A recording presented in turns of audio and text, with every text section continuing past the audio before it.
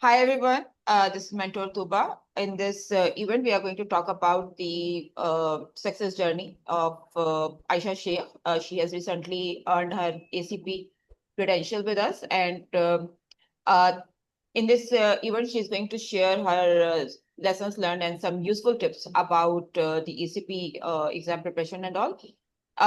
Thank you very much, Aisha, for taking out time and to speak with us. So the format is going to be this way. I'm going to quickly introduce the company and myself, and then I'm going to request you to introduce yourself, and then we will formally begin the conversation about ACP. So I'm the founder, Sure. owner, and lead consultant at On-Time Training and Consultancy Services agency, or OTTC, is a professional training and consultancy setup where we offer the consultancy, training, support, and guidance related to project program and portfolio management and governance areas. We are primarily the followers of PMI and P3G QA standards. We offer courses related to PMP, ACP, PGMP, PFMP, PPA, and all the major portfolios of PMI is offered by us. Other than that, we also help the individuals, groups, and organizations in the same capacity with respect to their project and program management practices for PMO consultancy and PMO setups and all that as well. So if you need any services and support in this capacity, you may reach out to us. I'm going to share the communication channels of the company in the comment area.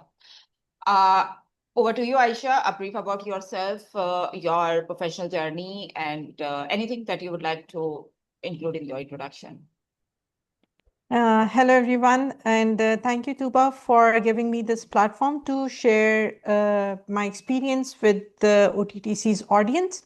So, just about a bit myself, I have been a project manager with almost 7+ years of experience, and further back, I have also have entrepreneurial experience. And I'm currently working as a project manager at an edtech organization. And I'm also a part of OTTC in a trainer's capacity. I am leading their CAPM initiative and hopefully, many other initiatives to come along. So that's all about me. That's my intro, and I'm open to any questions that you may have. Thank you so much, Aisha. A wonderful introduction.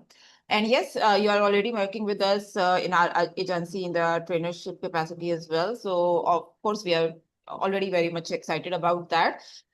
Okay, Aisha. So, I'm going to ask you a couple of questions for so that our audience and anybody who is listening to this conversation, they would get an idea about your experience with respect to the new ACP exam and how one should be preparing for it.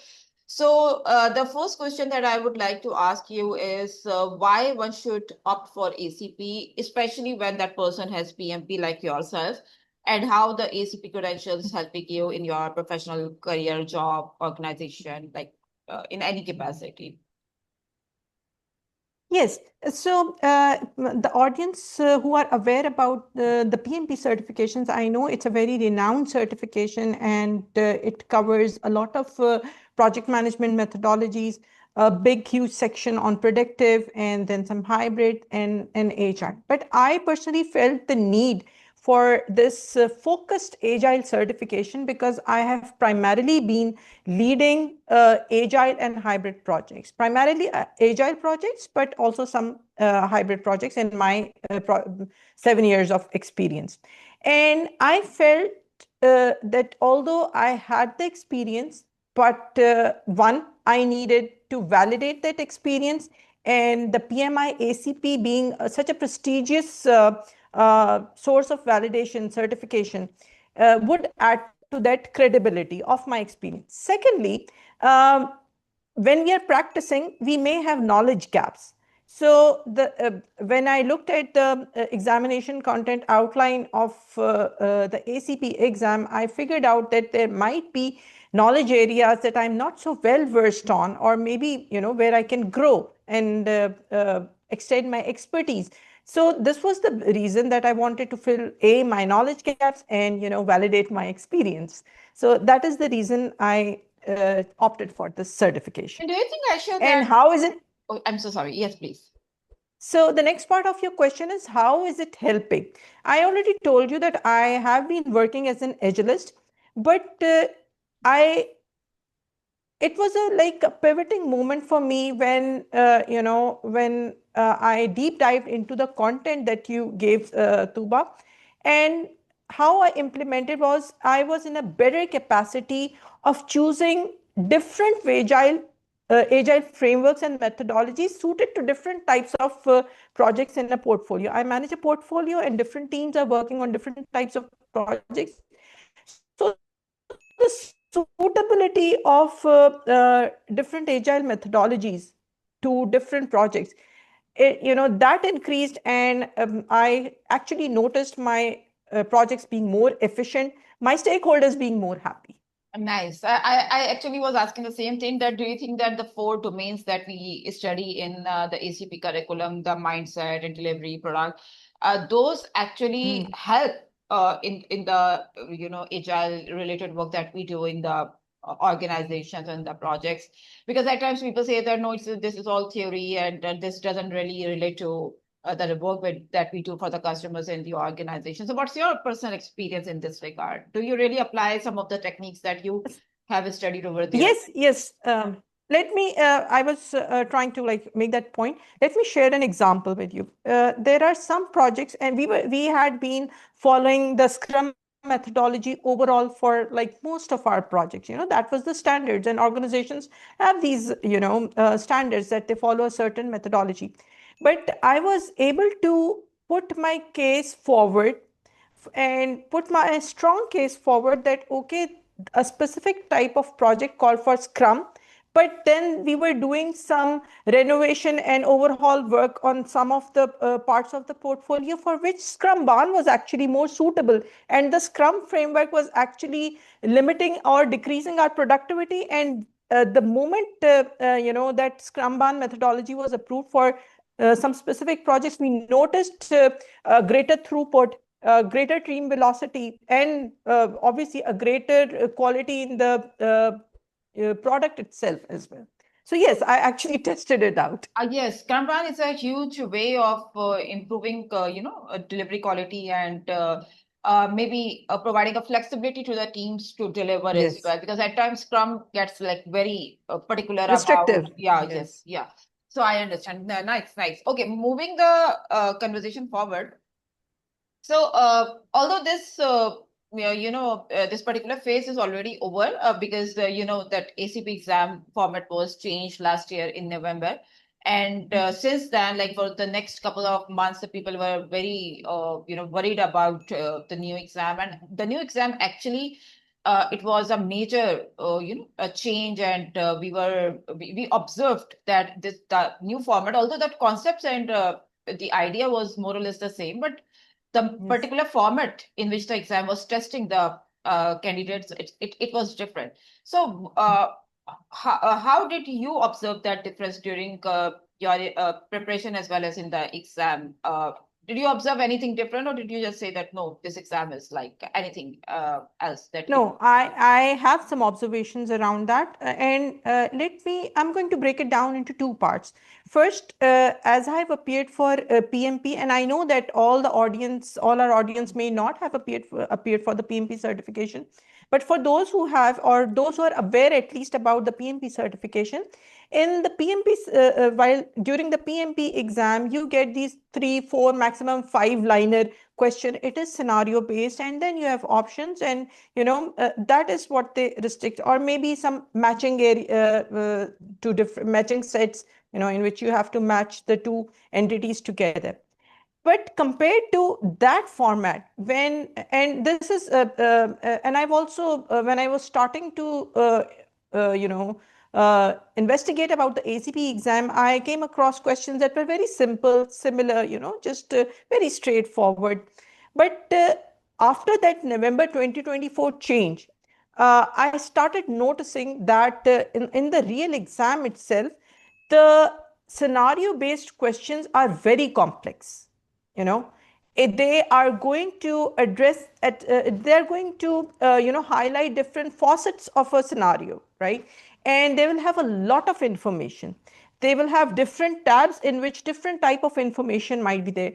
There might be tabular information, there might be graphical information, and then text information, and there's a lot of inference, and you have to keep all of those facets in your mind while you're addressing the question, while you're trying to comprehend the question and answer, choose the correct answer.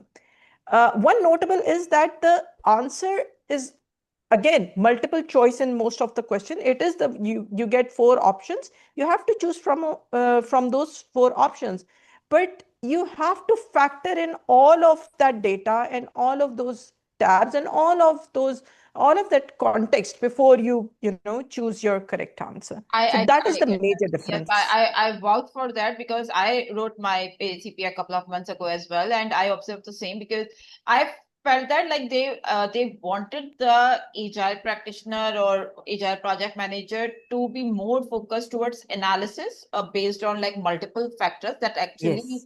uh, happens in the real world projects. And for instance, the team velocity and Yes. risk and constraints and story point related aspects and team related aspects, like everything taking into account what is the best Yes. thing for a particular situation to do.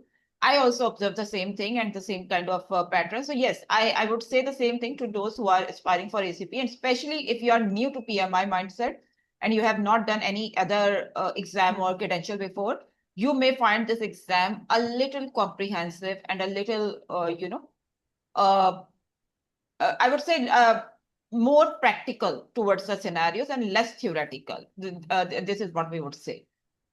Okay, so Yes. yes, moving forward, Aisha, something about the exam preparation itself, like how much time did you allocate to the exam preparation, and uh, what sources did you really go for? What was your study plan, and anything that you would like to advise to the aspirants, especially those who are actively preparing for their ACP exam? So yes, about the exam prep, I would again, divide it into two phases, we can say. The first phase was your Tuba, your training program, your ACP training program, the live classes that I took from you, which qualifies you for a 28-hour PDU certificate. So I took that, and that is the time I invested in live training sessions. But apart from that, like when post training, I I dedicated about roughly about 40 to 50 hours, right? And but they were very focused hours, right? And I'm saying that 40 to 50 for a person who has worked in the industry in agile methodologies for a significant amount of time and who has also done PMP. So that is a notable that is one point that the audience should note. But if you were to take the certification with the slightly less amount of experience, or if you have not done the PMP certification, I think roughly it should take, apart from the training hours, it should take anywhere from 50 to 70 hours. I But agree. that's my opinion. But, it may, you as a trainer would be able to address it in a better capacity because you come across many candidates, and it also may slightly vary from candidate to candidate. Yes. And with respect to, because people are usually interested in the material that you actually practiced, especially the mock Mm. exams, and how much those mocks or practice exams were relevant for the exam. And when I say relevant, I would like to clarify that when I say relevant, it doesn't mean that the same questions or the similar questions are going to appear in the exam. I say that in every webinar and in every event that I attend, that whenever it comes to any professional exam preparation or anything related to that, we of course are very much careful about the professionalism and the ethics, the professional ethics that we need to demonstrate. And we are, of course, supposed to be following the PMI Code of Ethics and Professional Conduct as well. So uh, mocks are actually to get you exam ready, to give you the confidence that, yes, I'm ready to sit in the exam, and any question that's going to appear in front of me, I will be able to answer that, no matter how subjective it is or how comprehensive or detailed it is, right? That's the purpose of the mocks. And If you get that confidence, you are ready for it. Right? So in light of that, the mocks that we provided to you, how much those were helpful? And did you go for anything else apart from the material that we provided? It's okay. You can call that out. It's okay because people go for different sources and different material. So, yes, I absolutely agree. So, Tooba, I started with your domain-wise practice exams, right? There are 4 domains, 4 practice tests, and whenever I would revise my concept, and even during the training sessions, you would provide access to it. I would, go along with those domain-wise practice tests. But when after I completed all of the practice tests, I came to the mocks that you provided, and yes. I would not say that the mock exam that you provide was 100% what we got in the exam, but it was the question set comprehensively covered all the concepts that needed to be clarified. And since the mock exam that you provided was once again scenario based, right? The questions within it were scenario based. It helped me build on that information when I was actually sitting for the exam. So the exam was not a surprise, and since all my concepts were clarified through those mock questions, and I had another important thing is that the benefit of a mock practice is that you time yourself. So that was also something very beneficial for me. So in terms of relevance to the exam, yes, it clarified comprehensively, the concepts that were being tested on the exam, but the exam questions were not the same as the mock exam. Yes, and this is actually an expectation as well that we do not provide the same questions that are going to appear, because that would not be termed as a mock, that would be termed as a dump. Like the same Yes. thing is going to be appeared in the exam, and that's very, very unethical. At least OTTC is not involved in any such practices. So yes, this is a question that we commonly receive from our prospective audience and our business leads, that are we going to get like the questions which are going to appear in the exam as it is? So we say no, we don't. And this is something that we have already signed up for with PMI as part of their professional ethics and conduct. So we are not into these activities, but yes, we guarantee that if you join us and you enroll in our program, we are going to mentor and guide you in a way that you will get that confidence that is required to sit in the exam and pass the exam, right? With our mocks and training and mentoring and different other practices that we follow in our study plan. Okay, and especially, Tuba, just one more thing that, the tips and techniques that you coached me on, they came very helpful. You gave me a brief session about what to expect, types of question, not what to expect, but what types of question to expect. So with that confidence, when I sat in the exam itself, there were no surprises. I wasn't confused. So that is the confidence that your session built up with me. Exactly. Okay. So Aisha, my next question is, when you went into the exam room and when you were actually in that mode that we term as exam mode, what was your experience? Like when I asked this question, my expectation is not to answer anything with respect to exam directly, any question or anything. My expectation is to tell the audience, especially those who are actively preparing for their exam, about the time management, because that aspect is very, very much needed in ACP exam. The pressure handling, decision making, demonstrating the other leadership traits, self-composition, confidence depiction, or anything else that is needed apart from the knowledge and practice in the exam. So how was your experience overall in the exam room in those, in that time in which the exam is being done? Yes, so I am already familiar with the examination interface because I have taken other PMI certifications, so that was not new for me. But for someone taking the ACP exam and who has not taken any PMI certifications, it is good to at least familiarize yourself with, just search what what a Pearson exam looks like, and familiarize yourself with the interface. But along with that, I would like to add that the examination interface is very simple. It's not complex, right? There's a question set, and you have answers, and you have to, choose the answers. There's a calculator, there's a functionality to highlight your any points that you may want to highlight or strike through or whatever. And there's also, towards the end of the exam, there's also a review option. The leadership principles and the discipline characteristics that you talked about, yes, you need to time yourself. You need to actively practice time management before taking the exam, because as we discussed in the earlier questions, that the exam scenarios are they're heavily contextualized.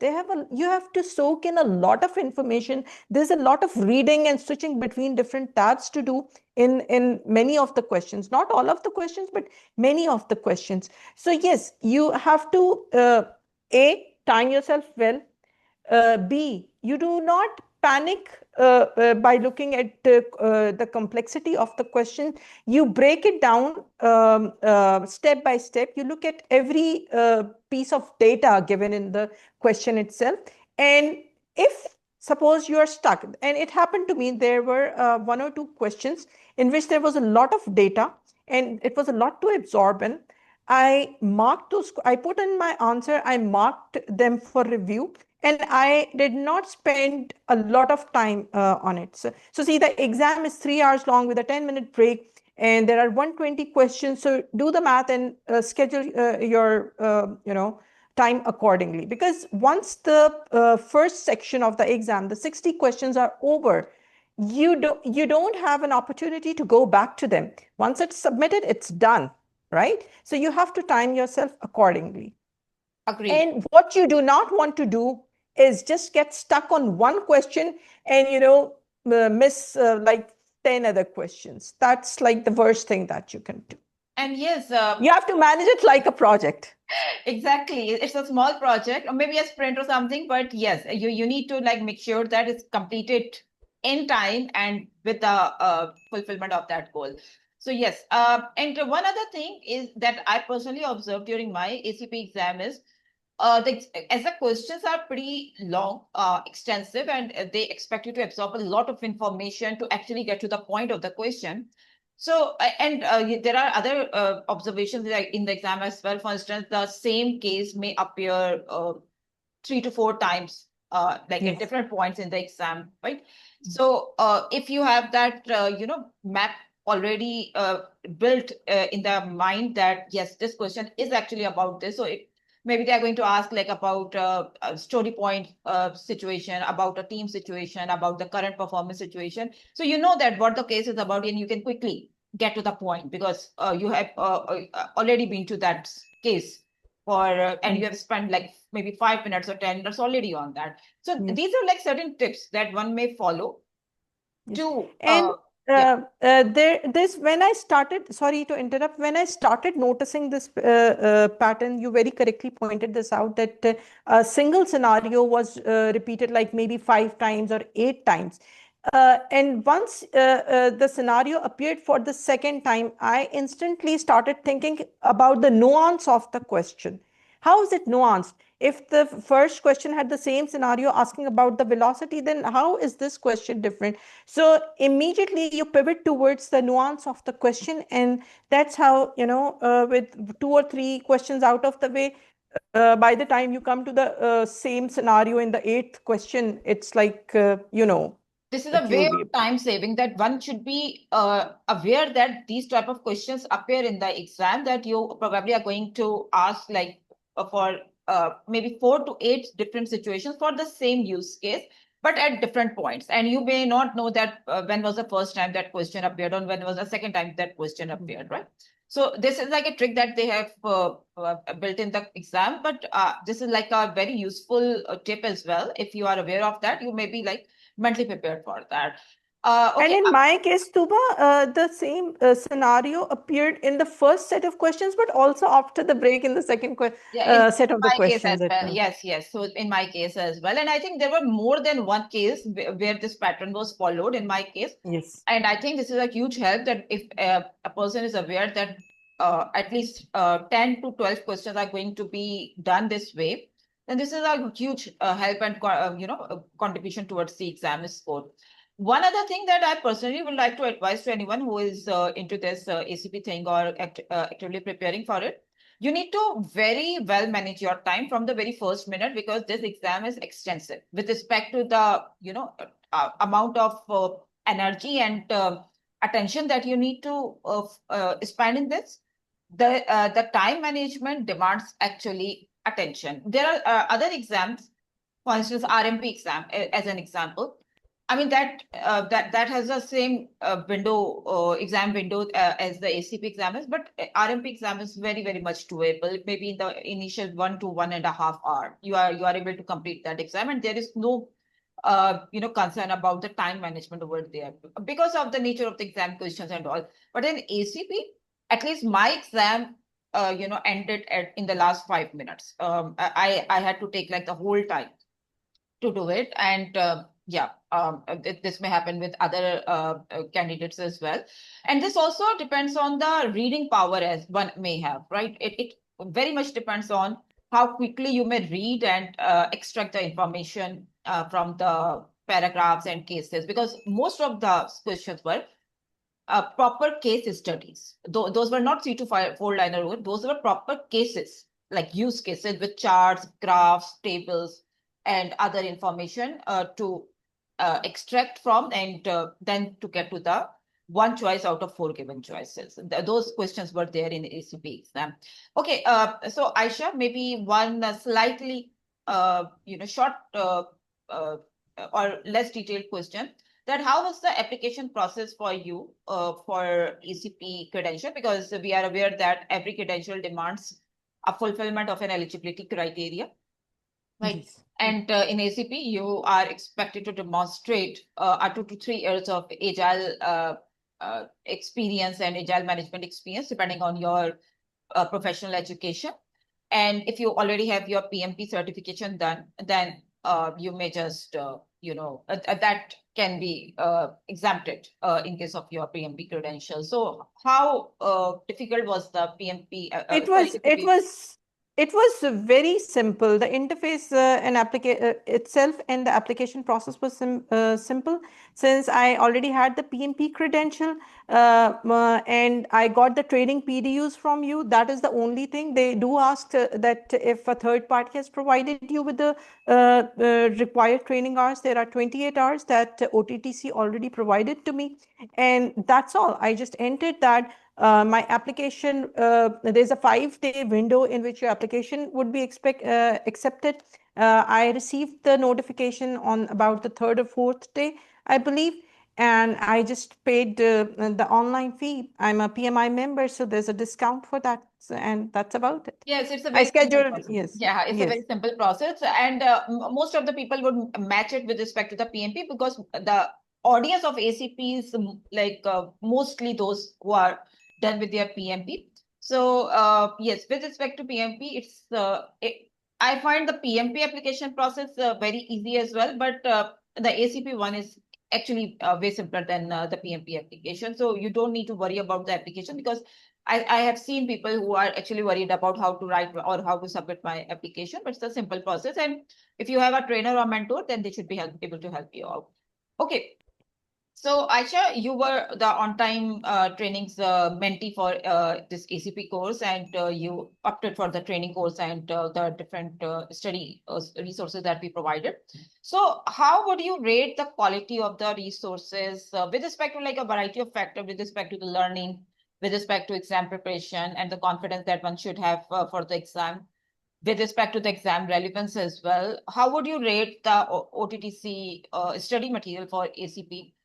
On a scale of 1 to 10, with 1 is the least and 10 is the highest?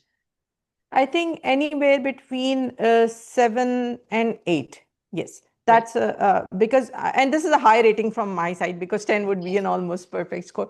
And I'm saying this because the slides, the material provided in the slides was pretty comprehensive, and it was logically arranged domain wise. And I didn't have I wasn't confused even when I was revising it. It was very streamlined, yet covered all the concepts. The mock exams were relevant And also the material itself and the training sessions itself were aligned with the the examination content outline tasks and domains and enablers and all of that. So since it was very well organized, it was a huge help rather than scrambling for different resources. So there was just one single package, and I just referred to it, and along with it, I paired it with the mock exam, which again were scenario-based questions. You have to put your thinking cap on and solve them. So yes, I would rate it really high. I have seen some of the other courses out there in the market as well, but I think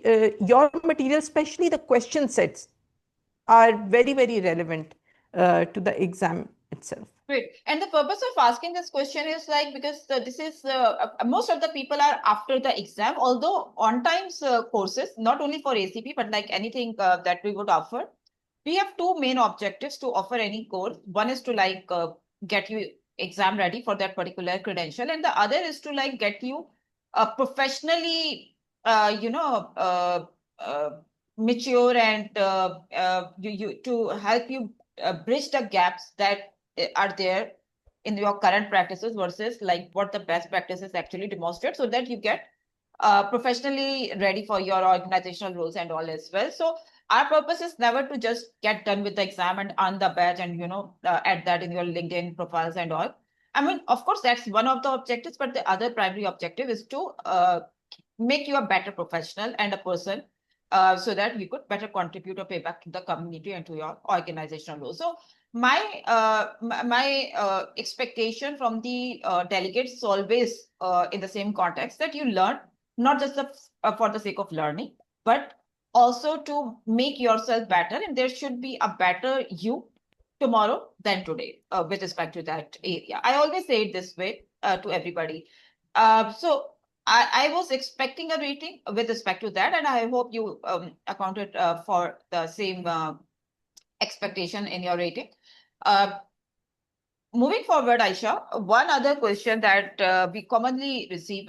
So we have actually formulated the agenda of this conversation based on the common queries that we receive from the audience every other day, so that we have a mechanism to get the answers, not from our side, because our answers could be considered as biased. So we want to hear that from the regular candidates and the practitioners, and what they have to say in this regard, so that we remove the element of bias from the answers.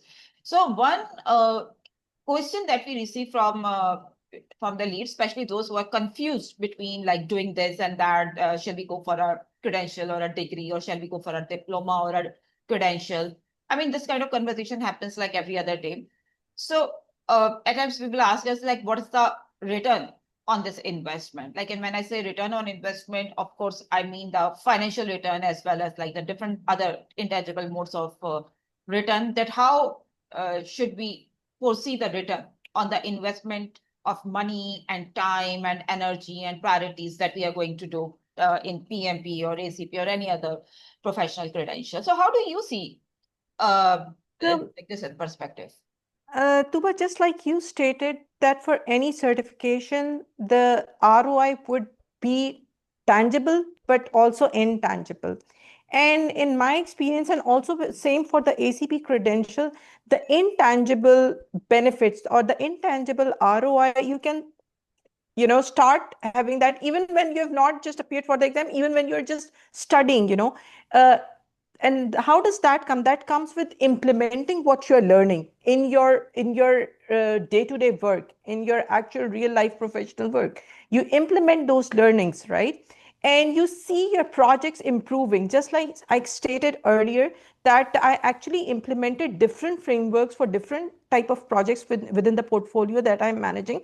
And I saw results within weeks, right? So that is the intangible part, right? The learning and the implementation and the improvement you feel and you observe within yourself and also your team and organization. As far as the tangible ROI is concerned, it always comes with time. For some people, adding that specific label may get you noticed, and that is also a reality that, it kind of adds validation to your experience. And PMI is this industry gold standard in certifications. As soon as you qualify for it, if you're hunting for a job, or if you're looking for a raise, or if you're looking for a promotion, whatever, it definitely definitely gets noticed. But when actually the tangible result is going to happen, it varies from people to people, from situation to situation, right? But eventually you'll notice in the longer run, you do get the tangible result, the tangible ROIs. I totally agree, and I always say it this way that of course, it totally depends on a person's needs and expectation, that why they need this credential. But in my personal opinion, or this is like my 2 cents on this, that one should be following the intangible aspects of anything, like not only this credential, but like anything in life, we should be like more focused towards intangible, because tangible are very tightly coupled with the intangible ones, or tangible ones actually follow the intangible ones. So if you are able to achieve the intangible ones, most likely the tangible ones are going to materialize sooner or later. That depends, and that is dependent on a variety of different factors, but those are going to happen. That's my personal experience as well.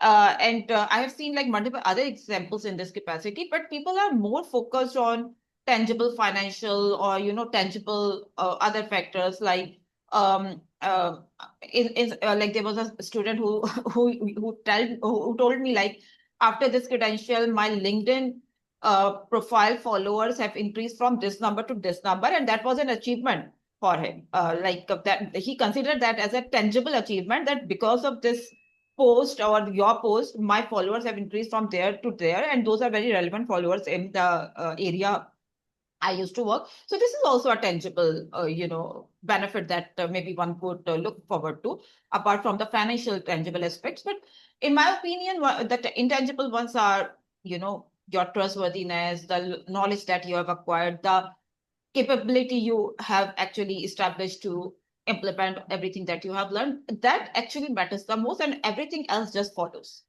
This is my personal opinion, and this is how I see the return on the investment that we make. And sooner or later, you are going to definitely get the results or benefits, especially the tangible ones that most of the people are looking forward to. Okay, so Aysha, the last question, and after that, like, we are just going to wrap it up. After ACP, which other global standard or global learning are you looking forward to? And any particular reason? Because this is also a FAQ that we receive, that after this, which one should I go for? And why should I go for this? Although that depends on from person to person, profile to profile. But of course, we are particularly speaking with you, so we would like to hear your perspective over here.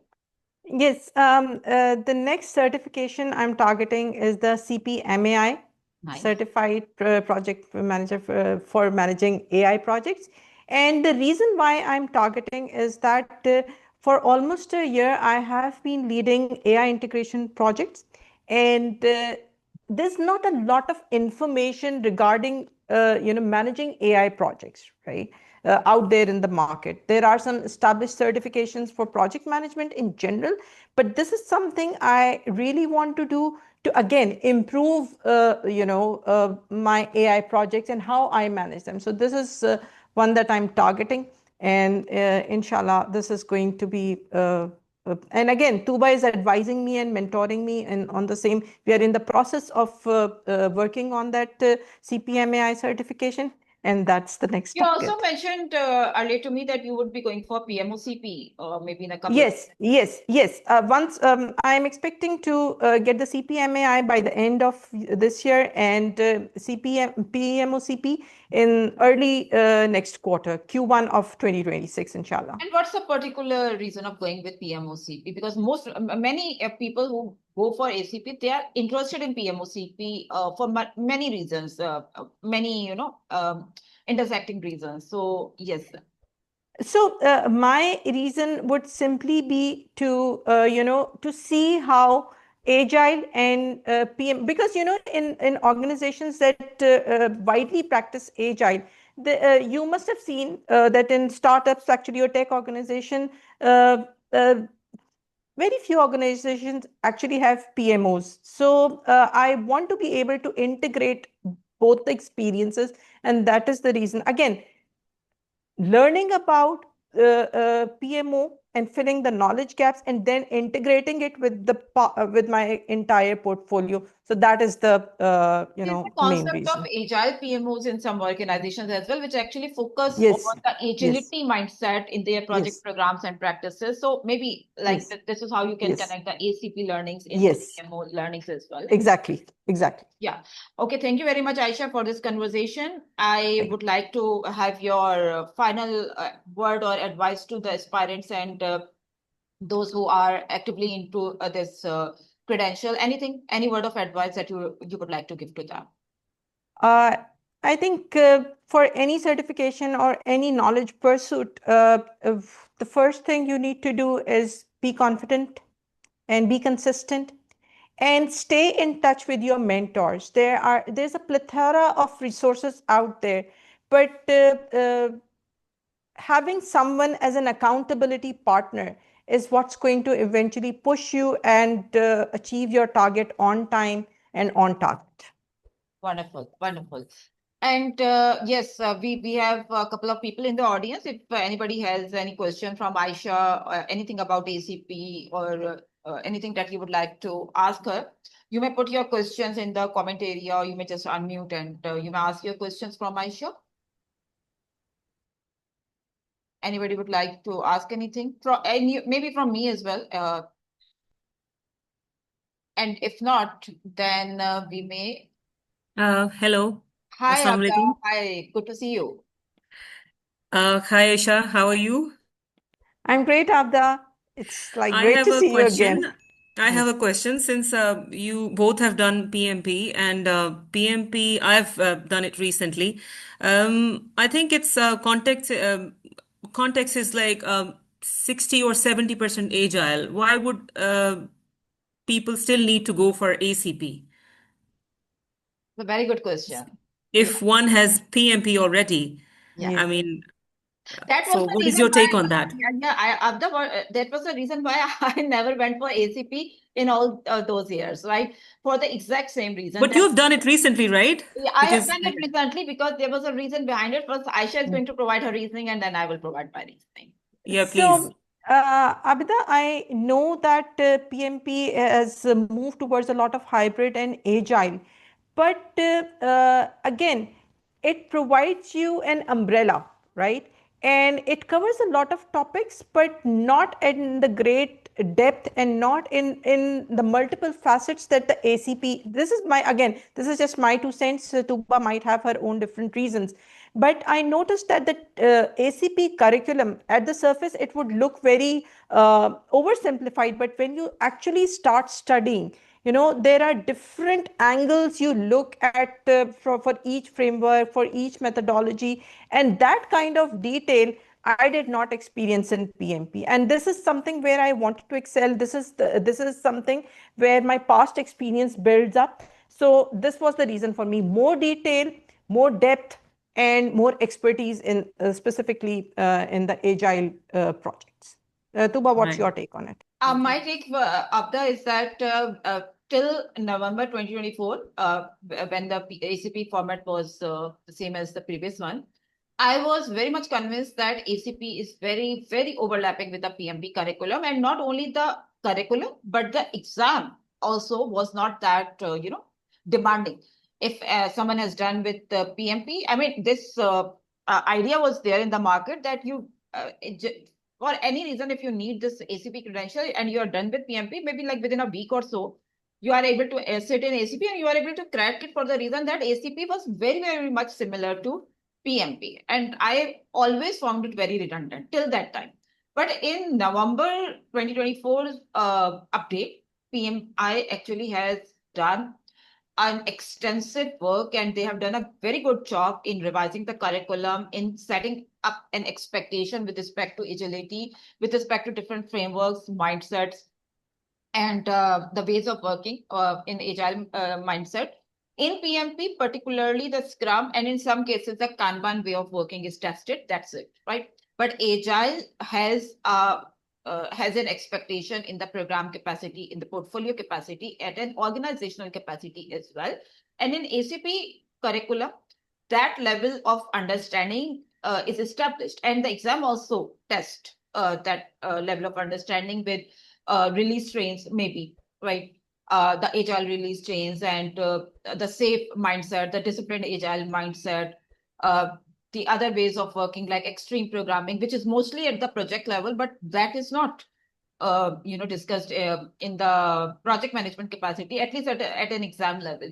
So you are going to talk about that the Scrum Barn particularly is not much discussed in the PMP curriculum, but it's a very useful way of working in the real life projects as well, and it's discussed in the ACP curriculum. And there is an expectation with respect to all these techniques as well.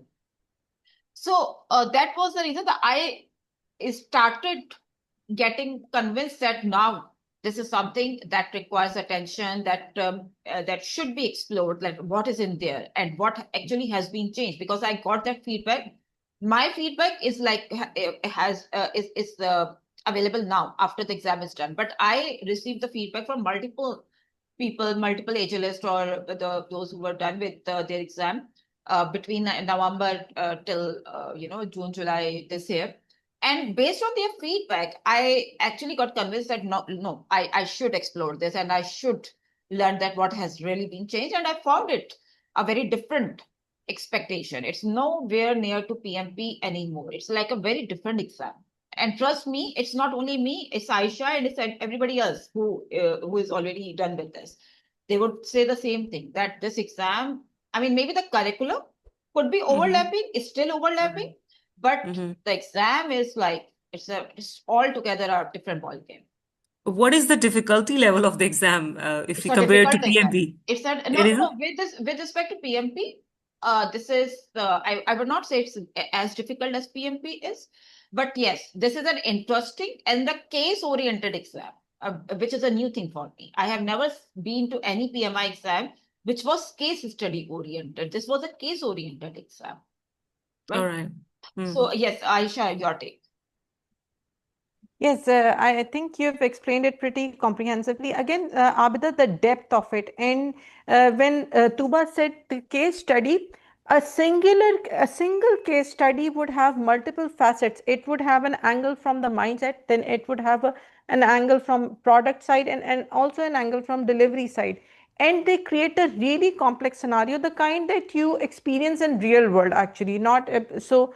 This is something that jogs your intelligence, actually, and that is the value I gauged from it. And I also Right. felt, Abda, that in my opinion, like the way exam is formulated, I felt that this is a practitioner level exam. Only those who have agile experience would be able to do it. This is not an exam which demands a very strong, grasp on theoretical definitions. And, of course, the idea needs to be there that how the Scrum framework works or how the sprints are run or how the velocity is calculated. Of course, that basic idea needs to be there, but they're not going to ask it in a very, easy way. They are going to ask it in a very situational way. And that's only possible when you are done with some projects in the agile way. And then this is my personal experience that this exam is for practitioners, agile practitioners. I Right. completely agree. I completely agree. Thank you. Thank you for the Thank you so much, Abda. Anybody has got any other questions for Aysha or for myself?